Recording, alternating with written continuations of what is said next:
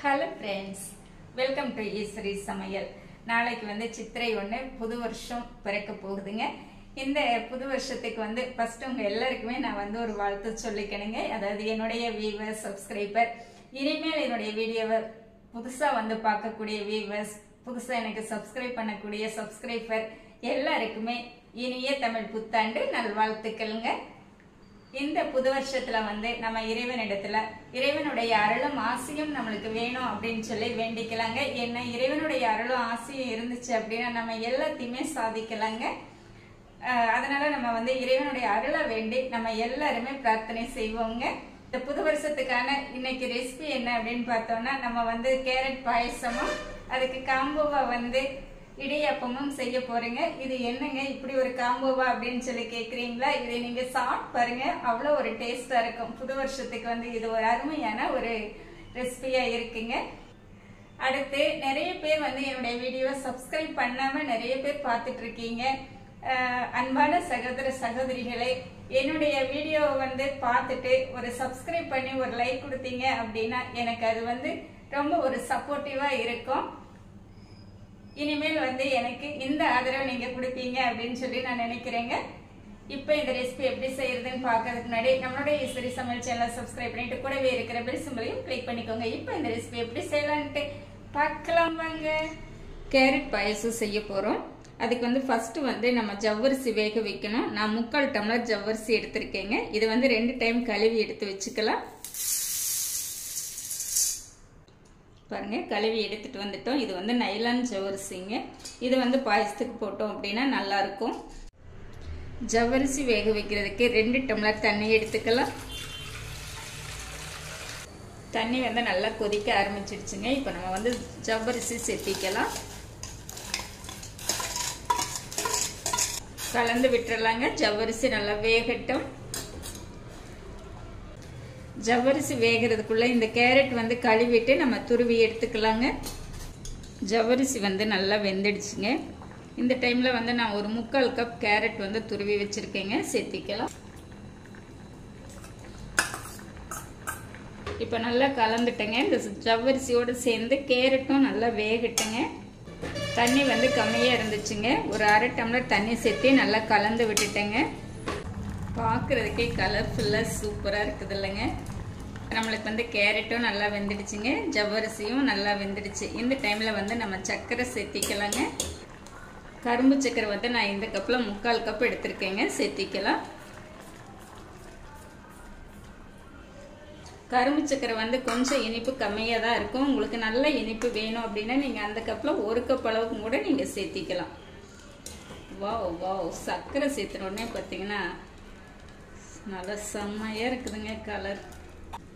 அடுப்பை வந்து சிம்மில் வச்சு ஒரு 5 நிமிஷம் விட்டுறலாங்க. சர்க்கரை வந்து நல்லா கொதிச்சு வந்ததுனா தான் நம்மளுக்கு அந்த சர்க்கரையோட பச்சை வாசமெல்லாம் போய் நம்மளுக்கு கொஞ்சம் பாகு மாதிரி வந்துச்சுன்னா தான் உங்களுக்கு டேஸ்ட் வந்து நல்லா இருக்கும். இப்போ ஒரு 6 ஏலக்காய் வந்து இந்த மாதிரி பவுடர் பண்ணி வச்சுருக்கேன், சேர்த்திக்கலாம். கூடவே வந்து ஒரு 4 ஸ்பூன் அளவு தேங்காய் துருவல் சேர்த்திக்கலாங்க. சேர்த்திட்டு கலந்து விட்டுறலாம். நிறைய பேருக்கு வந்து சர்க்கரை சேர்த்திட்டு நம்ம பால் சேர்த்தனோம்னா திரிஞ்சு போயிடும் அப்படின்னு சொல்லி நினைப்பீங்க. தேங்காய் பால் சேர்த்துற மாதிரி இருந்துச்சு அப்படின்னா நல்ல ஒரு வெதுவெதுப்பான தன்மையில பாயசம் இருக்கும்போது தேங்காய் பால் சேர்த்துங்க. நீங்க பால் சேர்த்துற மாதிரி இருந்துச்சு அப்படின்னா இப்போ இது வந்து எந்த அளவுக்கு நல்ல சூடா இருக்குதோ அதே மாதிரி பால் வந்து பொங்கி வர அளவுக்கு சூடு பண்ணிட்டு அடுத்து வந்து நீங்க பால் சேர்த்துனீங்க அப்படின்னா இந்த சூட்டுக்கும் அந்த சூட்டுக்கு ஈக்குவல் ஆகி உங்களுக்கு வந்து பால் வந்து தெரியாதுங்க. நம்ம வந்து பால் சேர்த்து போறோம், அதனால இந்த பதத்துல இருந்துச்சு அப்படின்னா பால் சேர்த்தும் போது இன்னும் கொஞ்சம் தண்ணி ஆகுங்க. ஏலக்காயும் தேங்காய் பூவும் சேர்த்தணும் இல்லைங்களா? ஒரு 2 நிமிஷம் விட்டுட்டோங்க. இப்போ நம்ம இறக்கி வச்சுட்டு பால் சேர்த்திக்கலாம். பால் வந்து பார்த்தீங்கன்னா நான் நல்லா பொங்கி வர அளவுக்கு நல்லா சூடாக காய்ச்சி எடுத்து வச்சிருக்கேன். அதனால நம்ம எடுத்து வச்சுட்டே பால் சேர்த்திக்கலாங்க. இந்த கப்பில் வந்து நான் 1/2 கப் எடுத்திருக்கேங்க, அதாவது 1 டம்ளர் பாலுங்க. இதை அப்படியே சேர்த்திக்கலாங்க.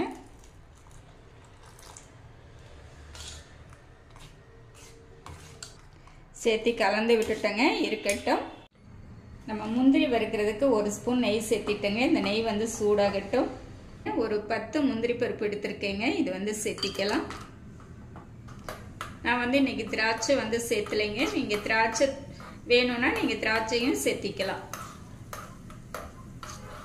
நம்ம முந்திரி வந்து பாயசத்தில் சேர்த்திக்கலாங்க. அவ்வளோதாங்க, நம்மளுக்கு நல்லா ஜம்முன்னு கேரட் பாயசம் வந்து ரெடி ஆயிடுச்சுங்க. அடுத்து வந்து இந்த பாயசத்தை வந்து நம்ம இந்த பாயசத்தை தனியாக சாப்பிட்லாமா, இல்லை இது கூட நம்ம வடை வச்சு சாப்பிட்லாமா, எப்படி சாப்பிட்லாம் அப்படின்னு சொல்லிட்டு யோசிக்கும்போது நம்ம வந்து இன்னைக்கு இடியாப்பம் செஞ்சு அந்த இடியாப்பத்தில் வந்து இந்த பாயசத்தை விட்டு சாப்பிட்டா எப்படி இருக்கும் இல்லைங்களா. இப்போ நம்ம வந்து இந்த பாயசத்தை எடுத்து வச்சுட்டு நம்ம இடியாப்பம் செய்ய போகிறோம். இந்த டம்ளரில் வந்து 2 டம்ளர் மாவு எடுத்துருக்கேங்க.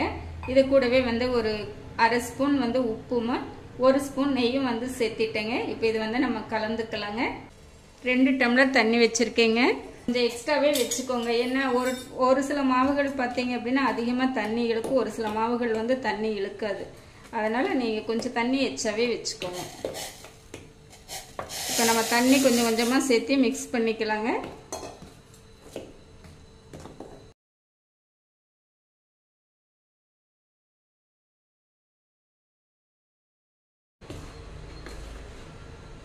இந்த மாதிரி நல்ல சுடுதண்ணி வச்சு கொஞ்சம் நெய் சேர்த்து நம்ம கலந்து வச்சிட்டோம் அப்படின்னா அந்த இடியாப்பம் வந்து பஞ்சாட்டம் இருக்குங்க. எவ்வளோ நேரம் ஆனாலுமே நீங்கள் உங்களுக்கு வந்து அந்த ஈரப்பதம் அப்படியே இருக்கும். இப்போ பாருங்கள், நல்லா கலந்துட்டேங்க. இது கொஞ்சம் ஆறுனதுக்கப்புறம் நம்ம கை வச்சு கலந்துக்கலாங்க. மாவு கொஞ்சம் ஆறிடுச்சுங்க. கை வச்சு நல்லா பிசைஞ்சுக்கலாங்க.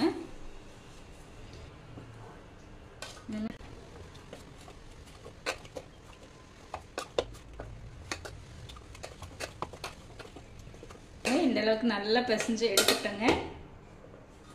இந்த முறுக்கு பிடியில் வந்து இடியாப்பம் அச்சு வந்து சேர்த்திட்டேங்க. இதுக்கு எல்லாமே உள்ளே வந்து எண்ணெய் வந்து அப்ளை பண்ணிட்டேங்க. இப்போ நம்ம மாவு சேர்த்திக்கலாம். மாவு எப்போவுமே இந்த மாதிரி நீள வாக்கில் உருட்டி சேர்த்திட்டிங்க அப்படின்னா இந்த மாதிரி சேர்த்துறதுக்கு நல்லா இருக்குங்க.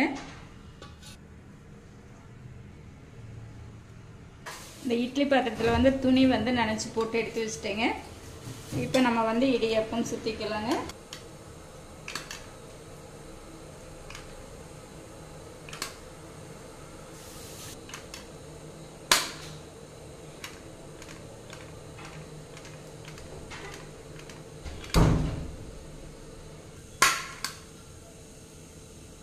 தட்டில் எல்லாமே நம்ம அழகாக சுற்றி எடுத்து வச்சிட்டோங்க. அடுத்து இனி ஒரு தட்டிலையும் சுற்றிக்கலாம்.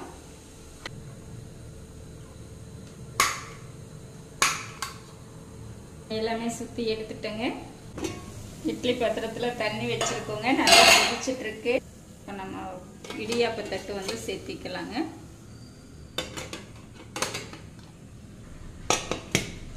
ஒரு 10 நிமிஷம் வேகட்டுங்க, பார்க்கலாம். 10 நிமிஷம் ஆச்சுங்க. இடியாப்பம் நல்லா வெந்துடுச்சு, எடுத்துக்கலாம். இந்த இடியாப்ப தட்டு வந்து அப்படியே எடுத்து நம்ம தட்டில் மாற்றிக்கலாங்க.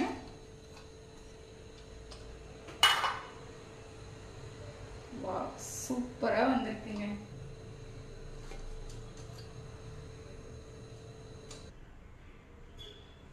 பாருங்க, நம்மளுடைய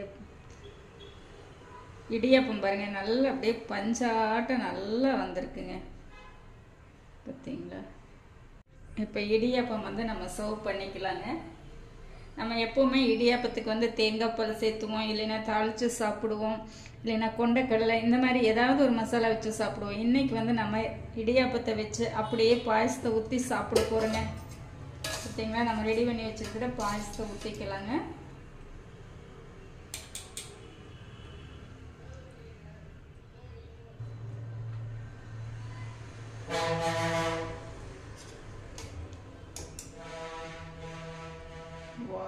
செம்மையாக இருக்குங்க.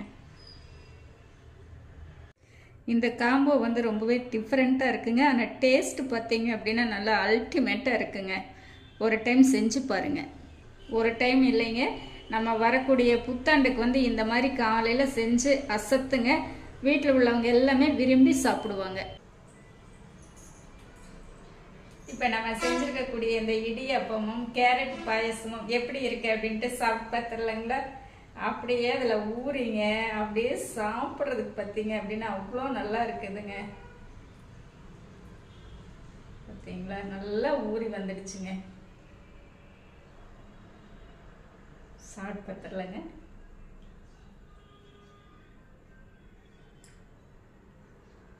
அடடா அவ்வளோ ருசியாக இருக்குதுங்க. இதை மிஸ் பண்ணாமல் நீங்கள் கண்டிப்பாக நம்ம புத்தாண்டுக்கு வந்து செஞ்சு பார்த்துருங்க. எனக்கு நான் செஞ்ச இந்த ரெசிபி வந்து நீங்களும் புத்தாண்டுக்கு செஞ்சு பார்த்துட்டு எப்படி இருக்கு அப்படின்னு சொல்லிட்டு கமெண்ட் பண்ணுங்க. தேங்க்ஸ் ஃபார் வாட்சிங்.